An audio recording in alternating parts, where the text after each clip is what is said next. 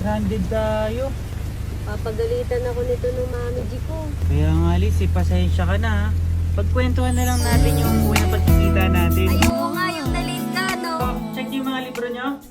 And turn your page to page 3. May maganda. Hello? Anong klase mo? Ay, chemistry. What's your name? Ladong po, sir. Ah, Mr. Ladong. Okay, why are you late? Sir, na-late po kasi ako kakahanap ng TBA. Saan po ba yun? Ang TBA nga pala is to be announced class ha, baka hindi nyo alam. Okay, sit down na. Ay sir, pasensya na po. First day pa lang. First impression na class ha.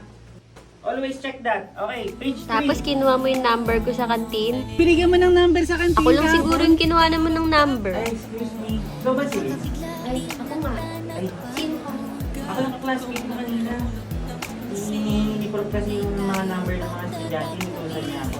Kunin ko yung number mo. Labas ka. Alam mo yung address ko? Tawa ka rin ka. Oo, nakita ko sa ID mo eh. Sige na nga, sige na nga. Dapat nandiyan ka sa labas ha. Ah, sige. Salamat ha. Oo, hintay ko pa yung Muli na agad sa kanilang bahay at huwag nang kung saan saan pang pupunta.